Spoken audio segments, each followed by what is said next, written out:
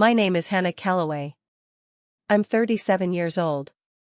3 weeks ago, my own mother stood in the middle of my grandfather's living room, pointed at me in front of 12 family members, and said, "She's the one who stole from Dad. She emptied his accounts while he was dying. I have the bank records to prove it." My brother nodded. My aunt gasped. My uncle, a man I used to call my second father, looked at me like I was a stranger who'd wandered into a funeral. I didn't raise my voice. I didn't defend myself. I stood there holding a cup of lukewarm coffee and watching my family bury me alive with a crime I didn't commit. What none of them knew, what my mother especially didn't know, was that 6 months before Grandpa died, he'd handed me a sealed envelope and told me to keep it somewhere safe. He said, "When they come for you, Hannah, and they will come for you, this is the only thing that will stop them." I hadn't opened it. I didn't want to believe him. I wanted to believe my family was better than that. But that afternoon, standing in Grandpa's living room while my mother's accusations echoed off walls he'd painted himself, I finally understood what he'd known all along. Let me take you back to the beginning, because the accusation didn't come out of nowhere. Nothing in my family ever does. It was the first Saturday of October, and I was driving the 2 hours from Richmond to Grandpa's house in Bedford County, the same drive I'd made every other weekend for the past 4 years. Grandpa's name was Walter Calloway. He was 81, a retired civil engineer who designed 3 bridges you probably crossed without knowing it. He'd lost Grandma to cancer 9 years earlier, and since then, he'd been living alone in the farmhouse he'd built himself in 1972. My mother, Carol, lived 40 minutes away in Lynchburg. My brother, Derek, lived in the same city. My aunt, my uncle, my cousins, all within an hour's drive. And yet, for the last 4 years, I was the one who showed up every other Saturday. I changed his hearing aid batteries. I set up his pill organizer. I drove him to his cardiologist appointments. I sat with him through chemotherapy when the prostate cancer came back in his 79th year, and I held his hand through the radiation that followed. My mother came for Christmas. Derek came when he needed something. The rest of the family sent cards. Before I continue, if this story is already resonating with you, do me a favor and hit that like button and drop a comment telling me where you're watching from. I genuinely read every one, and it means more than you know to hear from people who understand what it feels like to be the one who shows up. Now let me tell you who I am, because understanding me is the only way the rest of this makes sense. I'm a forensic accountant. I've worked at Brennan Maddox Associates in Richmond for 11 years, and last spring I was promoted to Director of Investigative Services. I spend my days tracing money that somebody is trying to hide. Embezzlement schemes, tax fraud, divorce asset concealment. I can follow a dollar through 6 shell companies and 2 offshore accounts and tell you the name of the man who tried to disappear it. The irony of what happened to me is not lost on me, and it wasn't lost on Grandpa either. He used to say, "Hannah, they'll never expect you to see them coming. That's your advantage." He said it so often I thought he was joking. He wasn't joking. My mother retired from hospital administration at 59, 4 years ago, around the same time Grandma died and Grandpa started needing real help. She took up 3 hobbies that year, and none of them was her father. She joined a ladies' luncheon club, a garden society, and a bridge group that met twice a week at the Lynchburg Country Club. She became the woman who organized the silent auction for the Hospital Foundation Gala. She became the woman who sent professional Christmas cards with a photograph of herself and Derek's wife and Derek's 2 perfect children, and I was not in that photograph because I was never invited to the session where it was taken. My brother, Derek, is 41 years old. He owns a marketing agency in Lynchburg that has been, by his own admission at every family dinner for the last decade, on the verge of a breakthrough. He drives a Mercedes he cannot afford.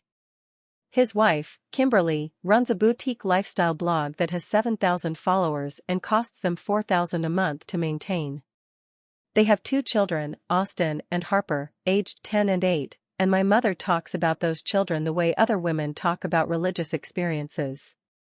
I have no children. I've been divorced for 6 years. My ex-husband, Paul, was a good man who didn't deserve the woman I was while I was still trying to earn my family's approval. I work 70 hours a week. I live alone in a 2-bedroom condo in Richmond. I have a Labrador named Roscoe and a small circle of friends and a life that is, by any objective measure, successful. My mother has never once said she was proud of me. Not at my college graduation. Not at my law school graduation before I pivoted to accounting. Not when I got promoted. Not ever.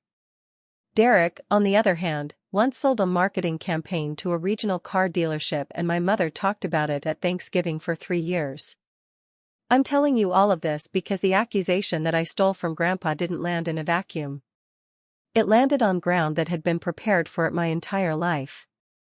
In a family where one child is the golden one and the other is the expendable one, a crime doesn't have to be proven. It only has to be plausible. And when Grandpa got sick and there was suddenly real money in play, my mother's version of plausible became the only version anyone listened to. Grandpa's house was the kind of place that made strangers ask if they could buy it. 2 stories, white clapboard, green shutters, a wraparound porch with a swing he'd built for my grandmother the summer before they were married. 40 acres of land. A pond in the back where he taught me to fish when I was 6. Inside, it smelled like pipe tobacco and leather-bound books and the lavender soap he'd used since 1978 because Grandma had liked it. When I pulled into the driveway that Saturday in October, I saw Derek's Mercedes parked crooked next to Grandpa's truck, and my stomach tightened. Derek never came to Grandpa's house. Not in 4 years. Not once. Grandpa was sitting on the porch swing in his brown cardigan, a blanket over his knees even though it wasn't cold yet. He looked smaller than he had 2 weeks before. The cancer was back. We'd known for 3 months. He'd decided against another round of treatment. He was 81 years old, he told me, and he'd rather have 6 good months than 18 bad ones. I'd cried when he told me. He'd patted my hand and said, "Hannah, this is the easy part. The hard part comes after." I didn't understand what he meant. Not then. I climbed the porch steps, and before I could speak, Grandpa raised his finger to his lips. Inside, I could hear Derek's voice, and my mother's voice, and the unmistakable rustle of paperwork. "How long have they been here?" I whispered. "Since 9 this morning," Grandpa said. His voice was even, but I knew him. He was furious in the way only a quiet man can be. "Your mother brought an estate attorney. Derek brought a laptop. They've been trying to get me to sign things for 3 hours." I sat down on the swing next to him. "What kind of things?" "A revised power of attorney. An amendment to the trust. A transfer of the farmhouse into Derek's name with a life estate for me." I stopped breathing for a second. Grandpa's estate, I knew, was not small.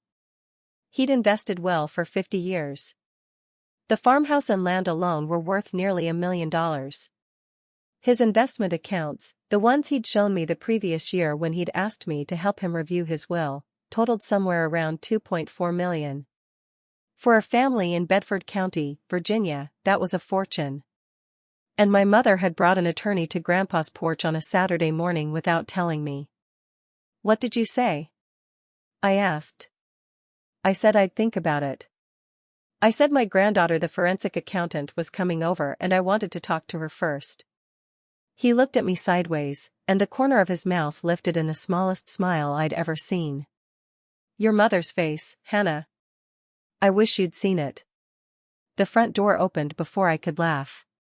My mother stepped out onto the porch, and her face did something I'd seen 1,000 times before. Surprise, recalibration, the quick slide into controlled warmth. "Hannah, sweetheart. I didn't know you were coming today. It's the first Saturday of the month, Mom. I come every other Saturday. I've come every other Saturday for 4 years." She waved that off like I'd mentioned the weather. "Well, we're in the middle of something important with your grandfather. Maybe you could come back tomorrow." I looked at Grandpa. He looked at me. "I think I'll stay," I said. Derek appeared behind my mother in the doorway. He was wearing a golf shirt tucked into khakis, holding a manila folder. He looked at me the way a man looks at a wasp that's flown into his kitchen. Hannah. Hey. This is kind of family business. I am family, Derek. You know what I mean. I didn't respond. I stood up, walked past both of them, and went into Grandpa's living room. The estate attorney was sitting at Grandpa's dining table, a woman in her 50s with a severe gray bob and a leather portfolio. 3 documents were fanned out in front of her. I recognized the formatting instantly. Grandpa's trust had been drafted by a different firm 7 years ago, a firm I knew because I'd reviewed the document with him last summer at his request. These documents were not from that firm. They were new. And they were trying to move his assets out of the trust and into Derek's name before he died. I didn't sit down. I stood at the edge of the table and I said, "I'm Hannah Calloway. I'm Walter's granddaughter. I'm also a forensic accountant, and I hold a power of attorney for financial matters that my grandfather executed in 2021. Can I ask what you're proposing today?" The attorney blinked twice. My mother said, very quickly, "Hannah, this isn't your business. My grandfather asked me to review his estate planning last year, Mom. He filed copies of that power of attorney with his bank and his investment advisor. Did you file a revocation before bringing a new attorney into his home?" Silence. The estate attorney looked at my mother with the expression of a woman who had just realized she'd been given incomplete information. Derek looked at the floor. My mother's mouth opened, then closed. "We're just trying to make things easier for Dad," she said finally. "Make things easier how?" I asked. Nobody answered. I turned to the attorney. "I'd like a copy of every document you've prepared today. I'd also like the name of your firm and your bar number. My grandfather isn't signing anything until I've had a chance to review these with him and with his current counsel." The attorney packed up her portfolio without a word. She left 20 minutes later, followed by my mother, who hugged Grandpa with a performance so smooth I almost applauded, and followed by Derek, who walked to his Mercedes without saying goodbye. Grandpa and I sat at the dining table for a long time after they were gone. He poured himself a small glass of bourbon, which he wasn't supposed to have, and pushed a second glass toward me. "How did you know?" I asked him. "That they'd come today?" "I didn't know today. I knew someday. Your mother has been asking me about my will since your grandmother died. She thinks I don't notice. She thinks I'm a soft old man who's forgotten where the money is." He took a slow sip. "I'm not soft. I'm just tired." He stood up then, slower than he used to, and walked to the roll-top desk in the corner of the living room. He unlocked a drawer with a key he kept on a chain around his neck. From inside, he pulled a manila envelope, and he handed it to me. It was sealed with wax. Wax. My grandfather had used a wax seal, the way his grandfather had, because he wanted the envelope to be obviously tampered with if anyone tried to open it before I did. "Hannah, listen to me." His voice was steadier than I'd heard it in months. "I am going to die. Not today, probably not this month, but soon. When I do, your mother is going to tell everyone you stole from me. She's going to produce bank records, or what looks like bank records. She's going to make it convincing because she's been planning it for years. This envelope is the only thing that will stop her. Do not open it until you need it. Do you understand me?" I didn't understand. Not really. I thought he was catastrophizing. I thought the cancer was making him paranoid. I thought my mother was many things, petty and cold and image-obsessed, but I did not believe she was capable of the thing he was describing. I took the envelope. I put it in my work bag. I drove home to Richmond that night and I locked it in the fireproof safe in my home office. I didn't open it. I didn't tell anyone about it. I told myself Grandpa was wrong. I told myself my mother, whatever her faults, would never accuse her own daughter of a crime she didn't commit. I was wrong about both of those things.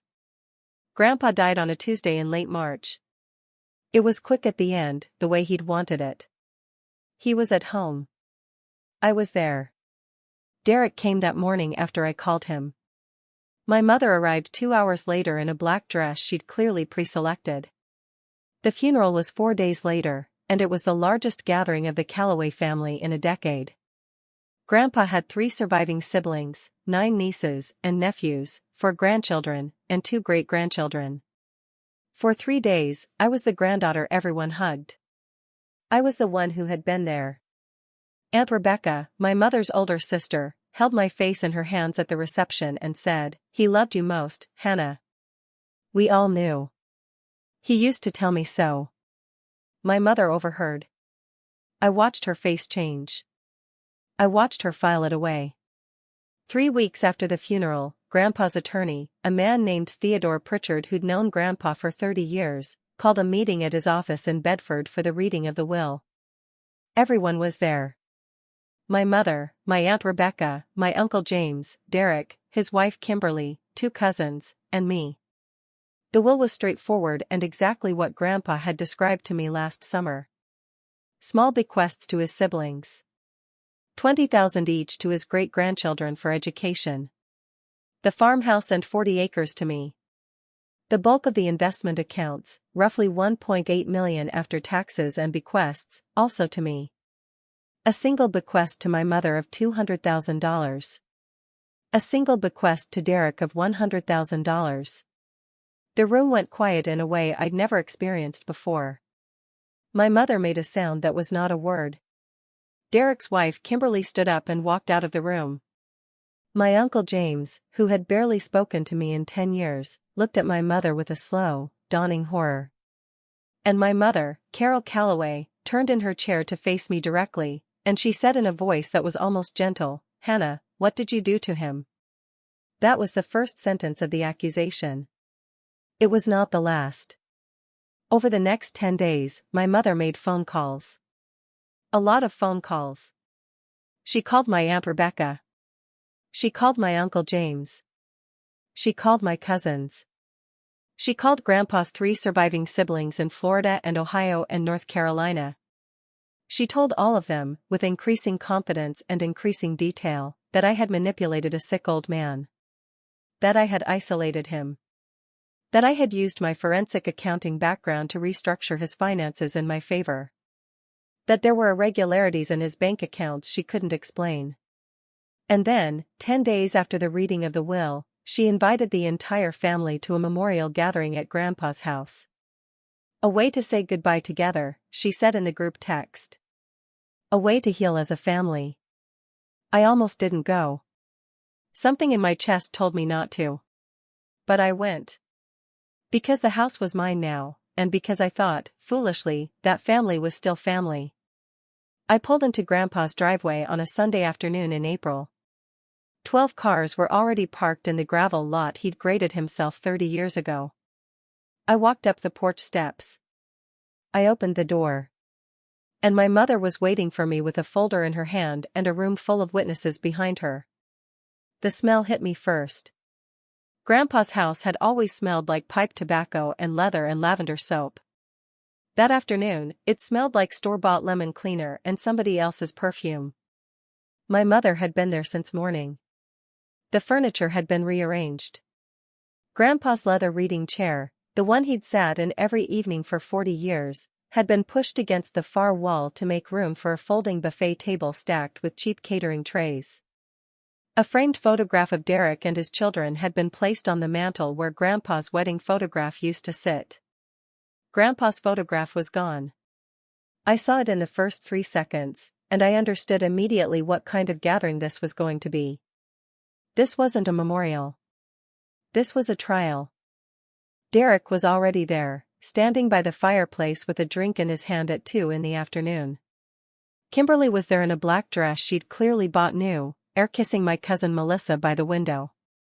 Aunt Rebecca stood in the kitchen doorway, her arms crossed, her face unreadable. Uncle James was there, the man I used to call my second father, the man who'd taught me to change the oil in my first car when I was 17. He wouldn't meet my eyes. Grandpa's 3 siblings had flown in from out of state. Aunt Patricia from Ohio. Uncle Walter Jr. from North Carolina, named after Grandpa because he was the firstborn. Aunt Ellen from Florida. They'd come for this specifically. My mother had called them specifically. And my mother, Hannah Calloway, was standing in the center of the living room in a navy pantsuit, a manila folder tucked under her arm, presiding over her audience like a hospital administrator running a staff meeting. She saw me walk in. Her face did the thing it always did.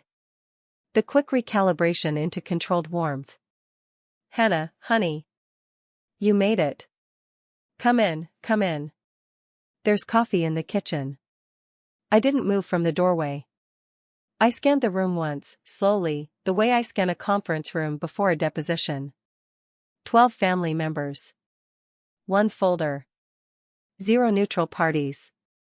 Every single person in the room had received a phone call from my mother in the previous 10 days. I could see it on their faces. They'd already decided what they believed before I walked through the door. "What is this, Mom?" I asked. My voice was level.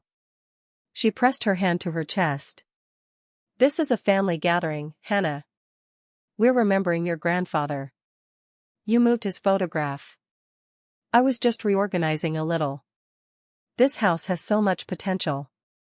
She said it without thinking, and I watched 4 people in the room flinch at the same time. This house wasn't hers to reorganize. This house was mine now. That was the exact problem. I walked past her to the kitchen. I poured myself a cup of coffee I had no intention of drinking. I held it because holding a cup of coffee is what you do at a memorial when you need something for your hands. Uncle James followed me into the kitchen. He stood on the other side of the island, and he spoke quietly. "Hannah. Your mother has some concerns she wants to discuss. Before everyone eats. I think it would be easier if you just listened."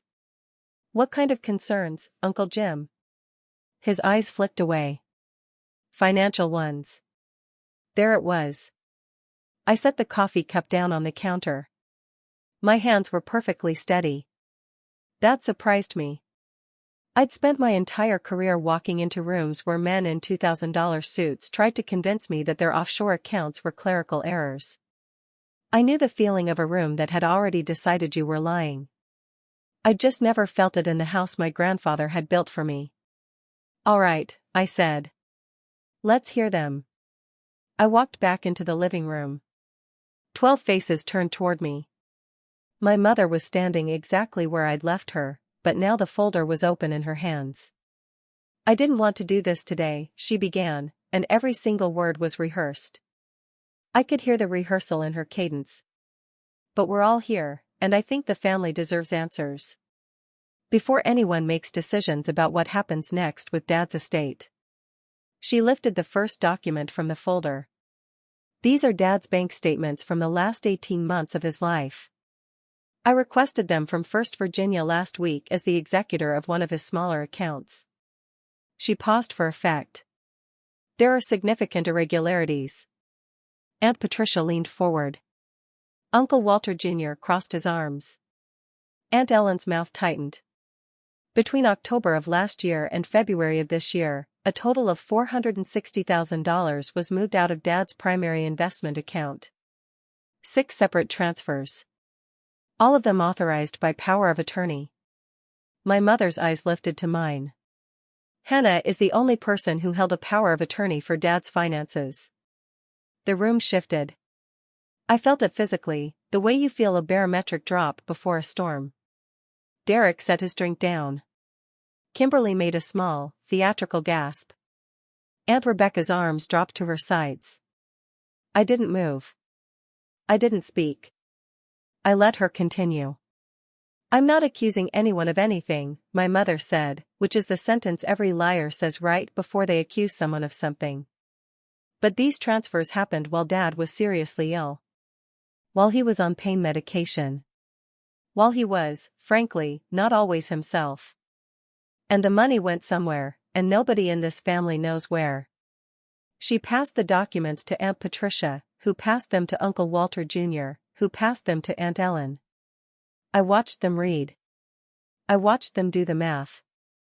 I watched them arrive at the conclusion my mother had prepared for them 10 days ago over the telephone. "Hannah, sweetheart." My mother's voice was gentle now, pitying. "I think you need to tell everyone what happened to that money. Before this becomes something legal." Derek spoke for the first time. "She's right, Hannah. Just come clean. We can work this out as a family." Kimberly nodded vigorously from her place by the window. Aunt Rebecca looked at me with an expression I can only describe as grief. She wasn't angry. She looked like she was already mourning the niece she thought I was. Uncle James stared at the floor. I stood in the middle of my grandfather's living room, in the house he had left me, surrounded by the family he had warned me about, and I understood, finally and completely, what Grandpa had meant. "When they come for you, Hannah, and they will come for you, this is the only thing that will stop them." He hadn't been paranoid. He hadn't been catastrophizing. He had known his own daughter in a way I had refused to know my own mother. He had watched her for 62 years, and he had seen exactly what she was capable of. And he had prepared a defense for me because he loved me more than she ever would. I took a breath. I didn't raise my voice. "Mom, can I ask you a question?" She blinked. "Of course. When did you request those bank statements from First Virginia?" "Last week." "Under what authority?" A pause. You're the executor of a small checking account at a credit union in Lynchburg that Grandpa kept for household expenses. That account contained less than $8,000 at the time of his death. First Virginia holds his investment portfolio. You have no legal authority over that account. You have no right to request those statements. How did you get them?" The room went very still. My mother's mouth opened. "Derek helped me." "Derek is not the executor of anything. Derek has never held a power of attorney for anyone in this family. So I'll ask again. How did you get bank records from a financial institution that you have no legal relationship with?" Silence. A long, heavy silence. Aunt Patricia was looking at my mother now with an entirely different expression than the one she'd been wearing 30 seconds earlier. "Mom." My voice was still level. "Did you request those records in Grandpa's name? Did you represent yourself as him, or as someone with legal authority over his accounts, in order to obtain them?" She didn't answer. But her face did. I turned slowly to the rest of the room. Everyone in this room received a phone call from my mother in the last 10 days. Would anyone like to share what she told you? Nobody spoke. I wasn't surprised. Before I tell you what happened in the next 15 minutes, I want to stop for a moment, because if you're still here with me, it means this story is landing somewhere real for you. If it is, go ahead and subscribe, and turn on notifications so you don't miss what comes after this. I don't tell these stories for the drama. I tell them because somebody out there needs to know that staying quiet isn't the same as staying safe, and that the truth, when it finally arrives, has its own kind of weight.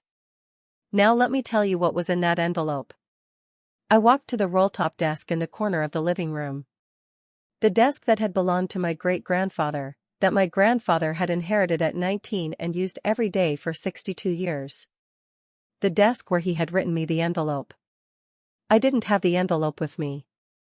I had thought about bringing it. I had almost brought it. But something in me, some small voice that sounded very much like Grandpa, had told me that morning to leave it in my safe in Richmond. So instead, I pulled my phone out of my pocket. I had scanned the envelope's contents the night before. Every page. Every document. Every signature. I had emailed the scans to 3 separate encrypted accounts and to my own attorney, a woman named Vivian Okafor whose firm handled my forensic consulting contracts. I didn't know, the night I scanned them, that I would need them the next afternoon.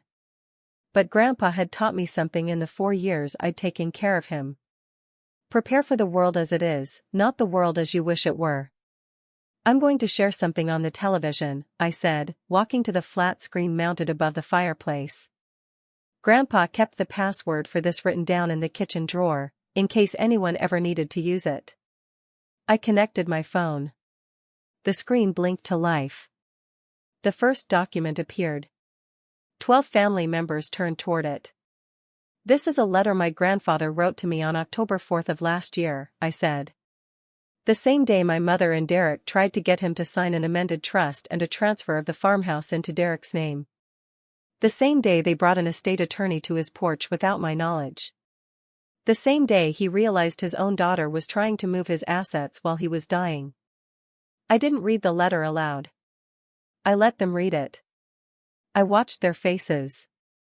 "Dear Hannah," the letter began. "If you are reading this in front of the family, it means your mother has done exactly what I have been watching her prepare to do for the last 3 years. I am writing this while I am still of sound mind, which I will confirm with my physician and my attorney on the same date this letter is signed, in order to leave no doubt." What followed was 4 pages, single-spaced, in my grandfather's careful handwriting. Pages that laid out, in chronological order, every conversation my mother had tried to have with him about his will since my grandmother died. Every hint. Every direct request. Every time she had brought Derek to the house to plead for help with the business.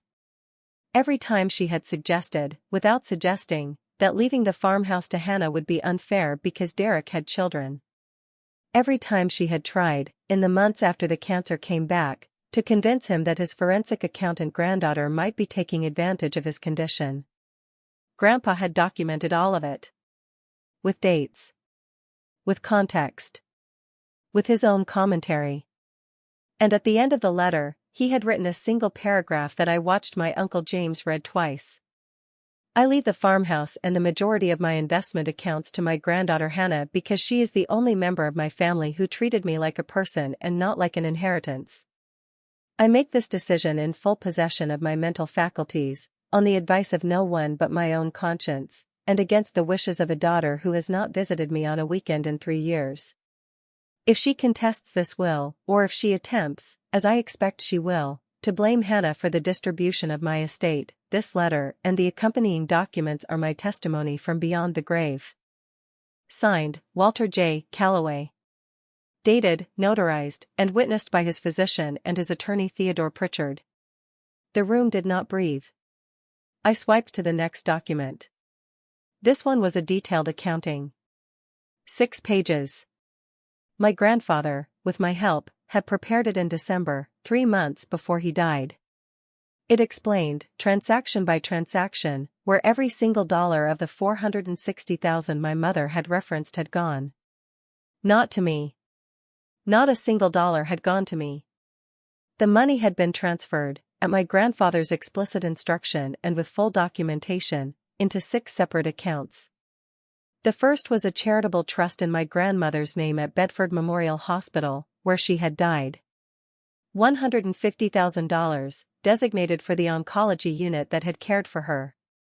The second was a scholarship fund at Virginia Tech, where my grandfather had graduated in 1962. $80,000, funding 2 engineering scholarships per year in perpetuity. The third and fourth were 2 trust accounts, $60,000 each, one for each of Derek's children, Austin and Harper, to be used exclusively for their education, administered by an independent trustee, specifically not my mother or Derek. The fifth was a gift of $40,000 to Grandpa's church, designated for the building fund they'd been raising for 5 years. The sixth was $70,000, transferred to a local food bank in Bedford County where Grandpa had volunteered every Thursday morning for 11 years, a fact I suspected my mother did not know. Every transfer. Signed, notarized, and documented by Theodore Pritchard. Every transfer, explained in Grandpa's own words in the letter. I let the screen sit. I didn't say anything. I let the room read. Derek stood up. He sat back down. Kimberly made a sound I couldn't identify. Aunt Rebecca pressed her hand against her mouth. Uncle James closed his eyes. Aunt Patricia, who had flown in from Ohio specifically to see me accused of stealing from her brother, looked directly at my mother with a coldness I had never seen on her face before. Carol. Her voice was quiet. Look at me, Carol. My mother did not look. Carol. You called me last Tuesday. You told me Hannah had manipulated Dad. You told me there were missing funds. You told me you had proof. My mother finally spoke. Her voice was tight. The proof is right there. $460,000. The proof, Aunt Patricia said, is right there. Your father gave his money away. To a hospital. To a school. To your own grandchildren. To a church. To the hungry. And you called me and told me my niece was a thief. The silence after that sentence was the longest silence I have ever heard in that house. My mother did what she always did when she lost control of a room. She changed tactics. Hannah knew. Hannah knew about these transfers and she didn't tell anyone. She let us sit here in the dark while I helped him execute them, Mom. That was my job. That was what the power of attorney was for. These were his instructions. I documented every single one of them because I knew exactly what kind of family I was standing in the middle of. I swiped to one more document. This one was a single page. This is an email my grandfather sent to his attorney on February 11th, 6 weeks before he died. I read it aloud. The first thing I had read aloud all afternoon. Ted, I wanted on the record that my daughter Carol came to the house again yesterday with her son. She brought a second attorney this time. They asked me to sign a document I did not read because I refused to put on my glasses. They told me Hannah was stealing from me. I asked them to leave. Carol cried. Derek threatened to contact Adult Protective Services. Please note this in my file. I am not confused. I know exactly what my daughter is doing. Walter. I looked up from the screen. I looked directly at my mother. You threatened to call Adult Protective Services on a man who had already outlived his prognosis by 5 months. You tried to have your own father declared incompetent so you could seize his assets. He documented it. His attorney witnessed it. And then you came here today, to his house, and you told his siblings I was the one who hurt him. My mother's face, for the first time in my life, cracked. Not performed. Not strategic. Cracked. I was his daughter, she said. Her voice was small and thin. Yes, I said. You were.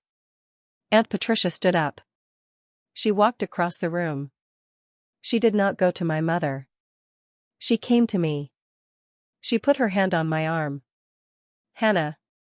I am so sorry. I let your mother tell me a story about you, and I believed her, and I flew here to sit in judgment of you in your own grandfather's house. I will never forgive myself for that. Uncle Walter Jr. stood up next. He didn't say anything. He just walked to me, and he took both of my hands in his, and he nodded once, and then he walked out of the house. Aunt Ellen followed him 10 minutes later. She stopped at the door, turned, and said to my mother, I don't know you anymore, Carol. I don't think I ever did. Aunt Rebecca came into the kitchen where I had retreated to wash my face with cold water. She stood behind me. I knew something was wrong, Hannah. 30 years ago, when you were 7, I watched your mother at Christmas and I knew something was wrong. And I never said anything. Can you forgive me for that? I turned around and I hugged my Aunt Rebecca for the first time in 11 years. Derek left without speaking to me. Kimberly left before him. My mother stayed. She sat on Grandpa's couch, in the house that was no longer her family's, and she stared at the floor. Uncle James sat down across from her. He didn't speak for a long time. Finally, he said, Carol. You need to go home. And you need to think very carefully about what you do next. Because if your daughter decides to pursue this legally, there is not a person in this family who's going to testify in your defense. Not one. She didn't answer him. She got up. She walked past me without looking at me. She got in her car. She drove away. I stood in my grandfather's living room, in the house he had built and left to me, and I listened to my mother's car disappear down the driveway. Aunt Rebecca was still in the kitchen. Uncle James was still on the couch. The framed photograph of Derek's children was still on the mantel where Grandpa's wedding photograph used to be. I walked over. I took Derek's photograph down. I set it face down on the buffet table next to the cheap catering trays. I went to the bookshelf. I found Grandpa's wedding photograph where my mother had moved it, tucked behind a row of his engineering journals. I put it back on the mantel where it belonged. And I sat down in Grandpa's leather reading chair, the one he'd sat in every evening for 40 years, and for the first time since he'd died, I cried. The week after the memorial gathering, my phone did not stop ringing. It wasn't my mother. My mother didn't call for 11 days. The calls were from the family members who had sat in that living room and watched the truth arrive in pieces on a flat-screen television above my grandfather's fireplace. Aunt Patricia called first, the morning after she flew back to Ohio. She cried on the phone for 20 minutes. She told me about conversations she had witnessed at Christmas dinners for 30 years, conversations she had let pass without comment, and she told me she was going to spend the rest of her life trying to make up for the 30 years she had watched her sister favor one child over another and said nothing. Uncle Walter Jr. called from North Carolina 3 days later. He didn't cry. He was a retired Army colonel and he spoke in the same clipped sentences he had used his entire life. He said, "Your grandfather loved you the way he loved your grandmother. I saw it for 10 years. I should have told you." Aunt Ellen called from Florida. She told me she had already rewritten her own will that week, and that she had done it after a long phone call with her own 2 daughters about patterns she did not want to pass down. Aunt Rebecca came to see me in Richmond. She drove the 2 hours on a Saturday and she sat at my kitchen table and she told me every single story she could remember about my mother that she had excused over the course of 6 decades. She wasn't asking for forgiveness. She was doing inventory. She was a woman who had watched her own mother do to her sister what her sister was now doing to her niece, and she was finally, at 59 years old, deciding to stop being complicit. Uncle James, the man I used to call my second father, called me on a Thursday afternoon. He asked if he could take me to lunch the following weekend at the diner in Bedford where he and Grandpa had eaten breakfast every Sunday for 20 years. I said yes. We sat in the booth that had been theirs. He ordered the eggs. I ordered the pancakes. And then he said, "Hannah, I owe you an apology that is going to take a long time to say correctly. So today I'm only going to say the first part." He said, "I knew. I knew your mother wasn't fair to you. I knew your grandfather saw it. I chose to stay out of it because it was easier, and I thought staying out of it was the same as staying neutral. It wasn't. Staying out of it was a choice. And my choice hurt you." I reached across the table and I put my hand on his hand, the same hand that had shown me how to change the oil in my first car when I was 17. "Uncle Jim, you're here now. That matters to me." He shook his head. "It shouldn't have taken this long, Hannah. Not for a single one of us." Derek sent a text message 4 days after the gathering. 4 lines. "Hannah, I need you to know I didn't know about the bank records. Mom asked me to help her request some documents. I didn't understand what she was really doing. I'm sorry. I didn't respond. I don't know if he was telling the truth. I don't know if it matters. I am not closing the door on my brother forever, but I am also not rushing to open it. Derek has spent 41 years being handed things he didn't earn. He is going to have to learn, for the first time in his life, what it feels like to repair something. And he is going to have to learn it slowly." 11 days after the gathering, my mother called. I didn't answer. She left a voicemail. 43 seconds. I didn't listen to it for 2 days. When I finally did, it said, "Hannah, I don't know what happened to me. I don't know who I've become. I'm not asking you to forgive me. I am asking you to let me try to understand what I did. If you are willing. If you are ever willing." I played it 3 times. I saved it. I did not call back. Not yet. 2 weeks after that, I met with Theodore Pritchard at his office in Bedford. We went through Grandpa's estate in full. The farmhouse. The 40 acres. The investment accounts. The trusts for Derek's children, which my mother had tried to pretend did not exist. The charitable bequests, which had been executed months before his death and were untouchable. Ted told me something at the end of that meeting that I will never forget. He said, "Walter came to see me in September of last year. He was already sick. He sat in that chair and he told me he was going to write a letter and seal it, and he wanted my advice on how to make it legally unassailable." I asked him why. He said, "Because my granddaughter is about to inherit everything I've ever built, and my daughter is going to spend the rest of her life trying to take it away from her. And I am going to stop her from beyond the grave." He planned this, Hannah. He planned every part of it. He loved you that much.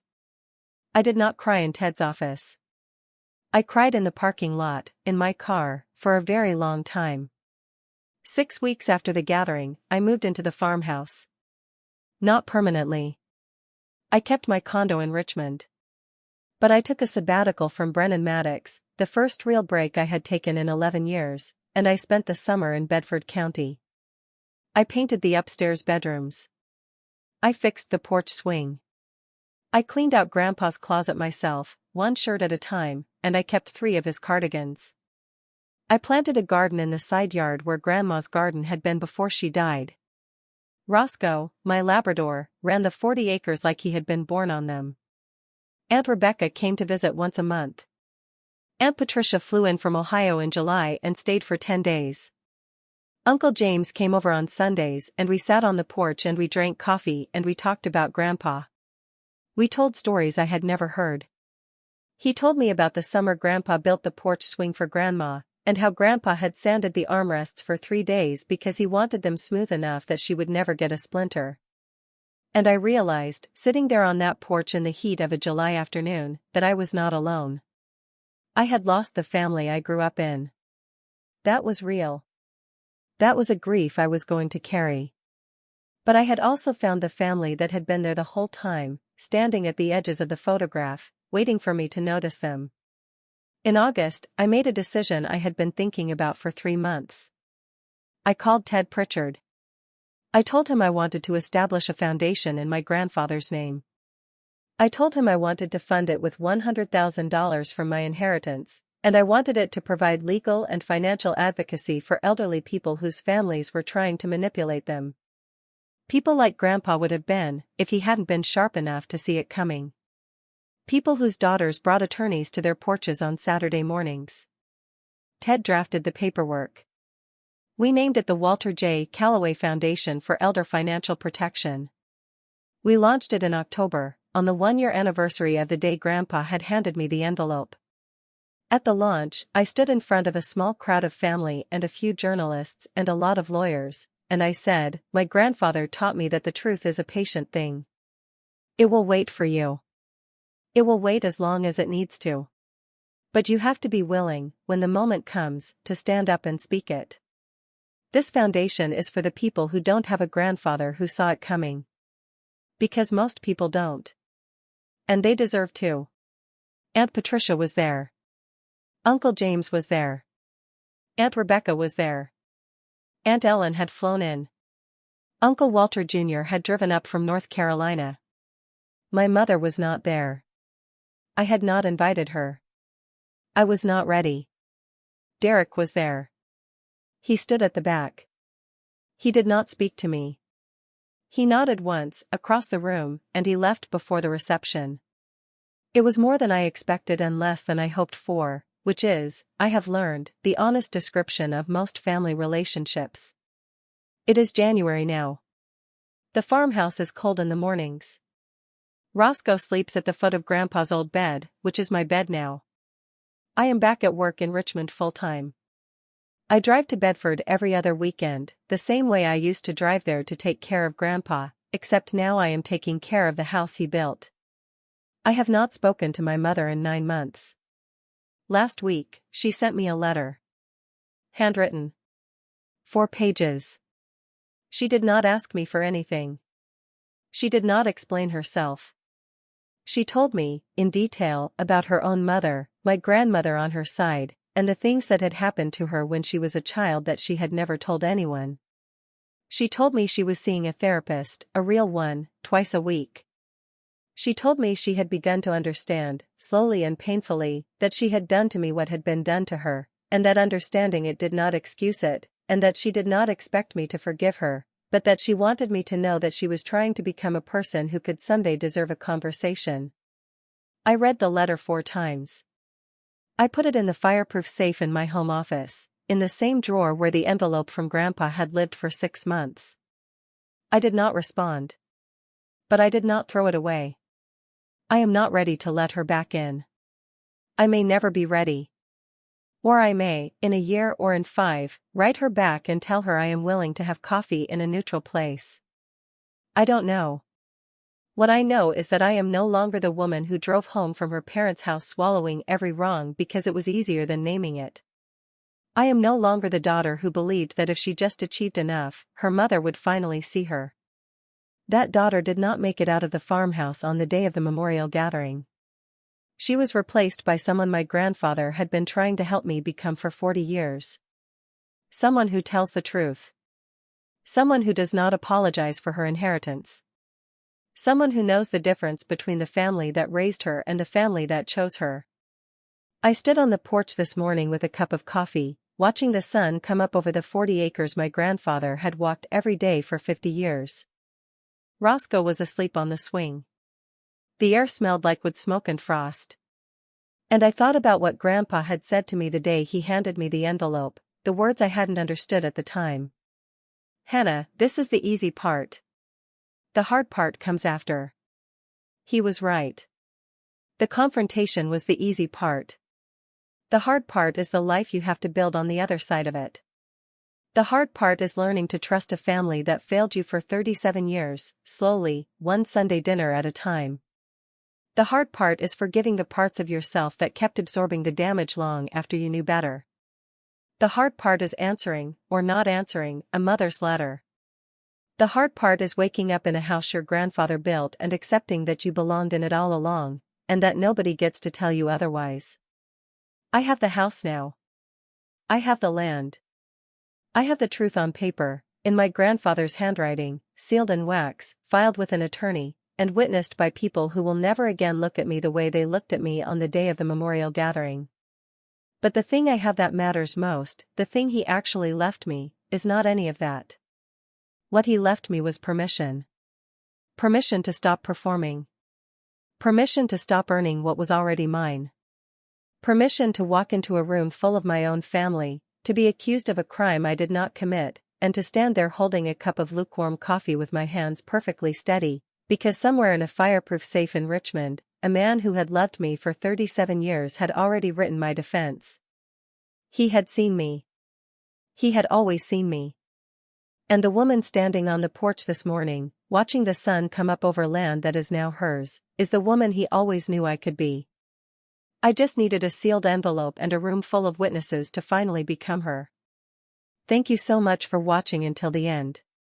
If this story moved you, or if it reminded you of someone in your own life who has been quietly carrying a family that refuses to see them, take a moment right now to check out the other videos I have waiting for you on your screen. I think the next one is going to hit you just as hard. And if you haven't subscribed yet, now is the time. I'll see you in the next story.